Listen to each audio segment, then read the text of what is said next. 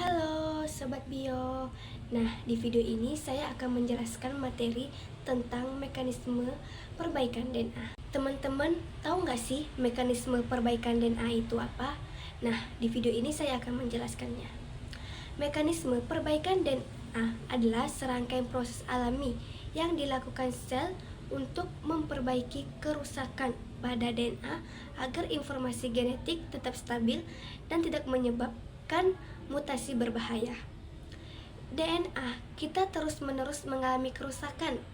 Misalnya akibat yang pertama itu sinar UV, kedua bahan kimia, ketiga radikal bebas, keempat kesalahan replikasi, dan kelima faktor internal lainnya. Jika kerusakan tidak diperbaiki, sel bisa mengalami mutasi, kanker, atau bahkan mati. Karena itu, sel memiliki mekanisme khusus untuk memperbaiki DNA yang rusak. Beragamnya mekanisme perbaikan yang telah berevolusi pada organisme, mulai dari bakteri hingga manusia, merupakan bukti pentingnya menjaga mutasi pada tingkat rendah. Sebagai contoh, sel E. coli memiliki 5 mekanisme yang telah terkategorisasi dengan baik untuk perbaikan DNA defek pada DNA. Yang pertama itu, perbaikan yang bergantung pada cahaya atau fotoreaktivasi. Yang kedua itu, perbaikan eksisi. Yang ketiga, perbaikan ketidakcocokan. Yang keempat, perbaikan pasca replikasi.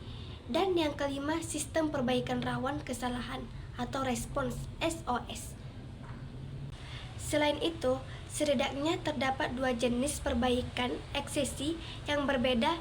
Jalur perbaikan eksisi dapat diinisiasi oleh beberapa enzim yang berbeda.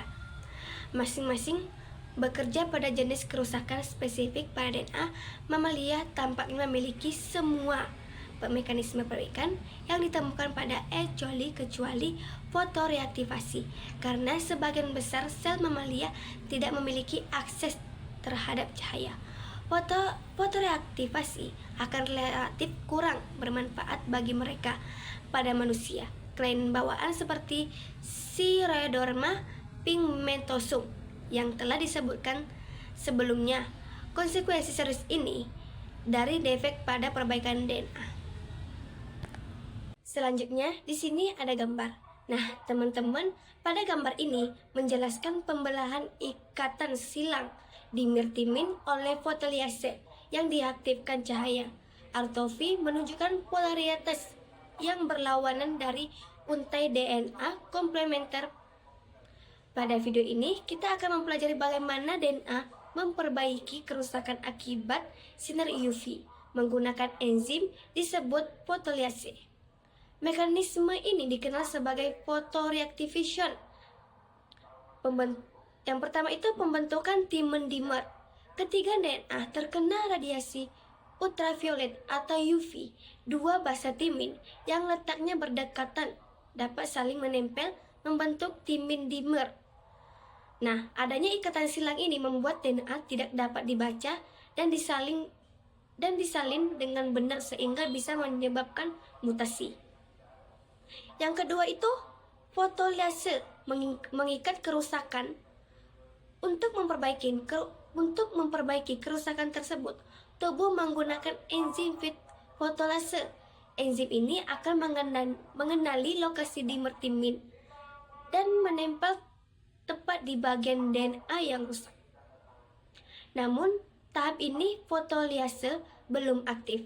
Yang ketiga itu aktivasi oleh cahaya biru. Nah, fotolase menjadi aktif setelah menyerap energi cahaya tampak, terutama cahaya biru. Energi ini membuat enzim mampu memulai proses perbaikan. Yang keempat itu pemutusan ikatan timen dimer. Nah, setelah aktif, fotolase memutus ikatan yang menyatukan kedua timin tersebut. Hasilnya, struktur DNA kembali normal seperti semula. Kelima itu enzim dilepaskan. Nah, setelah kerusakan diperbaiki, fotolase akan melepaskan diri dari DNA. DNA kini dapat berfungsi kembali secara normal. Baik teman-teman, gambar selanjutnya itu saya akan menjelaskan salah satu mekanisme perbaikan DNA yang sangat penting, yaitu base excision repair atau disingkat BER. Mekanisme ini memperbaiki kerusakan kecil pada satu basa DNA agar mutasi tidak terjadi. Terjadinya kerusakan DNA. Nah, proses dimulai ketika sebuah basa DNA mengalami kerusakan. Pada contoh ini, sitosin mengalami deaminasi, yaitu hilangnya gugus amino, sehingga berubah menjadi urasil. Nah, urasil seharusnya tidak ada di dalam DNA, sehingga kondisi ini harus diperbaiki. DNA glikolase mengenali kerusakan. Nah, selanjutnya enzim DNA glikosilase datang dan mengenali adanya basa yang salah, yaitu urasil. Enzim ini kemudian menempel tepat di lokasi kerusakan. Pengangkatan basa yang salah. Nah, DNA glikolase lalu memotong ikatan antara urasil dan gular DNA.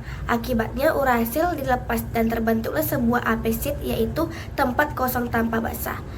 Pembersihan apesit. Setelah itu, enzim AEP endoklinase dan protease bekerja untuk membuang sisa rangka gula fosfat yang masih tertinggal. Pada tahap ini, satu nukleotida telah hilang dari rantai DNA. Pengisian nukleotida baru. Untuk menggantikan nukleotida yang hilang, enzim DNA yang tulis menambahkan nukleotida yang benar, yaitu sitosin. Dengan demikian, DNA kembali seperti aslinya. Penyambungan rantai DNA. Langkah terakhir adalah penyegalan rantai DNA oleh enzim DNA ligase. Enzim ini menyambung kembali tulang punggung DNA sehingga struktur DNA menjadi utuh dan stabil. Perbaikan eksisi nukleotida, menghilangkan lesi yang lebih besar seperti dimer, timin, dan basa-basa dan gugus samping yang besar dari DNA.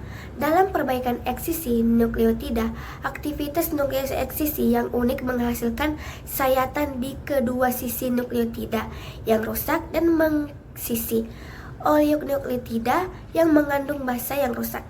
Nuklease ini disebut eksinuklease untuk membedakannya dari endonuklease dan eksonuklease yang berperan lain dalam metabolisme DNA.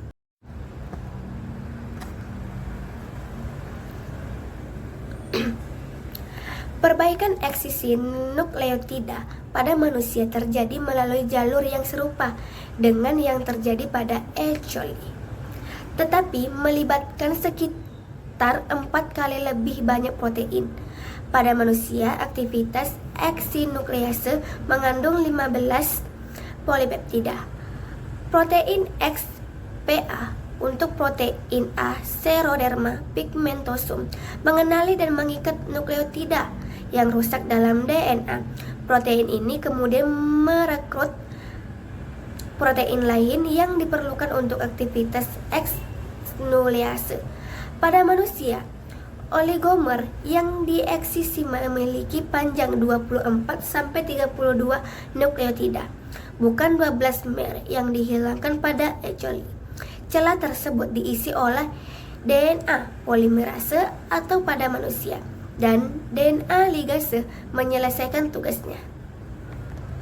Baik teman-teman, ini penjelasan terakhir, yaitu tentang mekanisme perbaikan DNA lainnya. Selama beberapa dekade terakhir, penelitian tentang mekanisme perbaikan DNA telah menunjukkan keberadaan sejumlah enzim perbaikan DNA yang terus-menerus memindahi DNA untuk mencari kerusakan, mulai dari keberadaan dimer-timin yang diinduksi oleh sinar UV, hingga modifikasi yang terlalu beragam dan banyak untuk dijelaskan di sini. Hasil terbaru ini, penelitian ini menunjukkan bahwa beberapa DNA polimerase yang sebelumnya tidak diketahui memainkan peran penting dalam berbagai proses perbaikan DNA.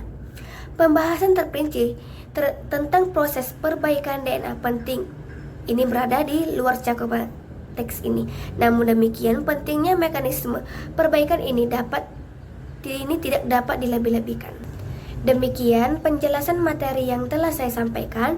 Terima kasih kepada teman-teman. Semoga materi ini bermanfaat.